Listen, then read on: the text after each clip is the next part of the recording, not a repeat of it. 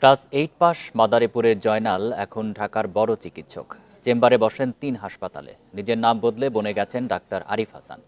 রোগী দেখেন বঙ্গবন্ধু মেডিকেল বিশ্ববিদ্যালয়ের অর্থোপেডিক সার্জন হিসেবে। চিকিৎসক পরিচয়ে বিয়েও করেছেন ৫ বছর আগে।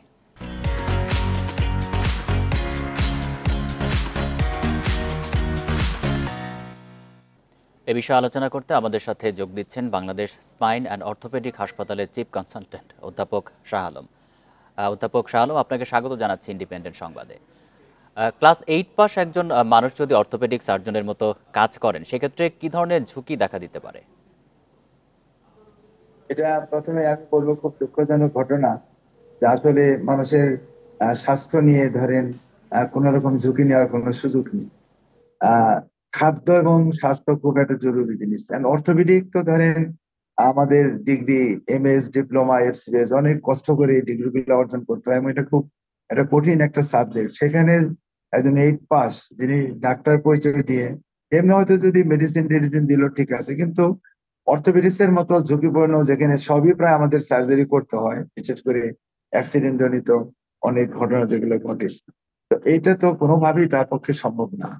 এবং এটা শুধু একটা হাত বা পায়ের ঝুঁকি না, জীবনের জন্য অনেক বড় একটা হুমকি।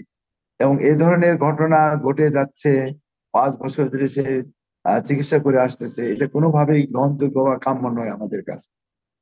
আর এই ডিগ্রি গুলো পাস হওয়ার পরে ধরেন আমাদের বিএমআরসি, বিএমডিসি বিভিন্ন রেগুলেশন রয়েছে যেনারা এটা দেখে থাকেন, বিশেষ করে বিএমডিসি যেনারা রেজিস্ট্রেশন দেন, সেখানকার সনদ কিভাবে আসলো আমার তো বোধগম্য নয়। সুতরাং এটা খুব দৃষ্টান্তমূলক শাস্তি হওয়া উচিত, যাতে করে কেউ যদি এই ধরনের চিন্তা ভাবনা করেন কখনো যেন এটা না করে। এই ধরনের রিমার্কেবল শাস্তি যদি হয় তাহলে আমার মনে হয় যে অন্যরা এটার জন্য সতর্ক হবে এবং আমাদের অনেক জানমাল রক্ষা পাবে বলে আমি মনে করি। বিশেষ করে বিএমডিসির এই কথা ধরনের বলছিলেন, আমরা কিন্তু এর আগেও দেখেছি যে বিএমডিসির সনদ নিয়ে বা রেজিস্ট্রেশনের নাম্বার নিয়ে কিন্তু তারা কাজ করেছেন, কিন্তু পরবর্তীতে জানা গেল তারা ভুয়া ডাক্তার। কিন্তু এটির আসলে দেখভালটা কে করবে? বিএমডিসির কি আসলে এখানে কোনো দায়িত্ব নেই? তারা কি এটি আসলে ঠিকভাবে করছেন? না, দায়িত্ব তো বটে, পুরা দায়িত্বই ওনাদের। ওনারা তো কোনোভাবেই এই দায়ভার এড়াতে পারবেন না।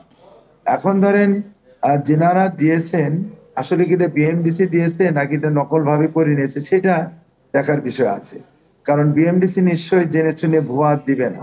না, এখন আজকে যে যে ডাক্তারের কথা বলা হচ্ছে তিনি আসলে নকলই করেছেন। তিনি আসলে বিএমডিসি থেকে পাননি, রাইট, তিনি নকল সেটাই করেছেন। বলছি যে যিনি ডাক্তার না সে ডাক্তারের কাগজপত্র সেগুলো ধরেন ভুয়া।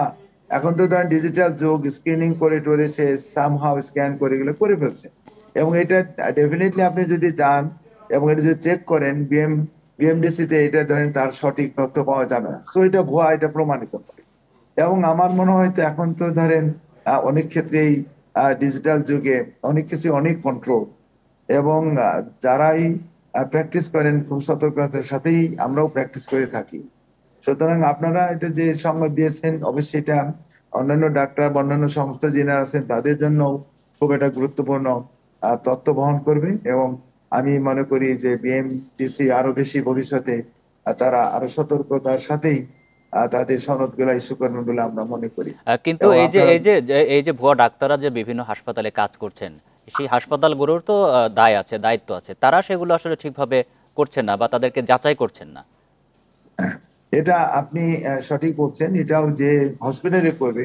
আমার মনে ধরেন বড় বড় যে সমস্ত নামি দামি হসপিটাল, কর্পোরেট হসপিটাল বা গভর্নমেন্টের অ্যাপ্রুভড হসপিটাল আছে যেগুলো আপনার রেজিস্ট্রেশন নিয়েই সনদভুক্ত, হসপিটাল গুলো হয়তো বা এরকম হবে না, বাট এটাও ঠিক যে প্রত্যেকটা হসপিটালে তাদের সনদপত্র অন্তত 1 কপি করে নিয়ে চেক করেই তাদেরকে প্র্যাকটিস করার সুযোগ দেওয়া উচিত বলে আমি মনে করি। কারণ যেহেতু অহরহ এই ঘটনাগুলো ঘটছে এবং এটা ধরেন তারা তো কোনোভাবেই কোনো কল্যাণে আসবে না, ডেফিনেটলি এটা তাদের ক্ষতি ছাড়া খারাপ কোনো কিছু আরেকটা বিষয় একটু ছোট্ট হবেই করে না। আপনার কাছে জানতে চাই যে বিভিন্ন স্থানে আমরা কিন্তু এরকম মাঝে মাঝে ভুয়া ডাক্তারদের দেখতে পাই। আসলে এটি প্রতিরোধ করার ক্ষেত্রে আসলে কি কি পদক্ষেপ নেওয়া যেতে পারে? না, যেমন ধরেন আমাদের অর্থোপেডিক বা স্পাইন সোসাইটি, যেমন আমার সোসাইটি, আমরা কিন্তু খুব মেম্বারশিপ দেওয়ার ব্যাপারে খুব রিজিড।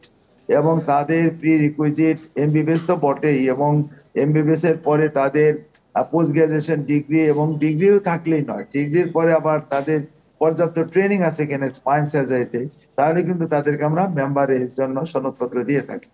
সুতরাং আমরা সোসাইটির পক্ষ থেকে আমরা বিরাট ভূমিকা দিয়ে থাকি, এবং যে কেউ আসলে তাকে কিন্তু আমরা মেম্বার করি না। এবং আমাদের স্পাইন সোসাইটির একটা আছে, দুর্নাম আছে, যে ওখানে সহজে ওনারা মেম্বার করতে চান না, কারণ আমরা খুব যাচাই বাছাই করে। তার মানে বিএমডিসি সহ সংশ্লিষ্ট যে সমস্ত হাসপাতাল রয়েছে তাদেরকে এই ব্যাপারে সচেতন থাকতে হবে। ধন্যবাদ আপনাকে আমাদেরকে সময় দেওয়ার জন্য।